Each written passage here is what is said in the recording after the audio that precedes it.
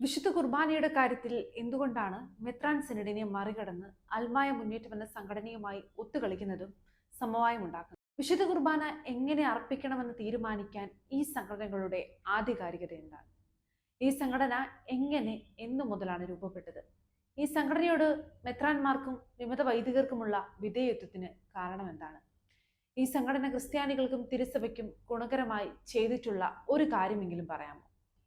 ന്യൂനപക്ഷാവകാശത്തിൽ ക്രിസ്ത്യാനികൾ തഴയപ്പെട്ടപ്പോൾ രാഷ്ട്രീയപരമായും സാമൂഹികപരമായും ക്രിസ്ത്യാനികൾ പ്രതിസന്ധികളും പ്രശ്നങ്ങളും നേരിട്ടപ്പോഴും പെൺകുട്ടികൾ ജിഹാദിക്കെണികളിൽ പെട്ടപ്പോഴും ഈ സംഘടന അതിലിടപെട്ട് ക്രിസ്ത്യാനികൾക്ക് വേണ്ടി എന്തെങ്കിലും ചെയ്തിട്ടുണ്ടോ?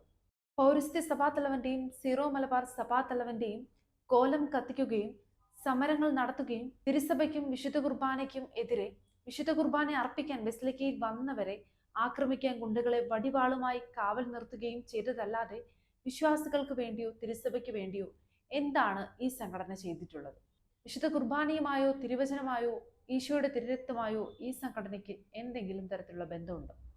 യാതൊരു ആധികാരികതയും ഇല്ലാത്ത അൽമായ മുന്നേറ്റം എന്ന സംഘടനയുടെ താല്പര്യത്തിനൊത്ത് വിശുദ്ധ കുർബാന വിശ്വാസികൾ നിഷേധിച്ചു കൊണ്ടിരിക്കുന്ന മെത്രാന്മാരുടെ പ്രവൃത്തികളിൽ സിനഡ് എത്രയും പെട്ടെന്ന് ഇടപെടുക.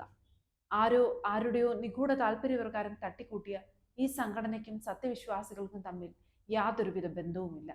ഇനിയും ഈ പ്രശ്നങ്ങൾ ഇങ്ങനെ നീട്ടിക്കൊണ്ടു പോകണം.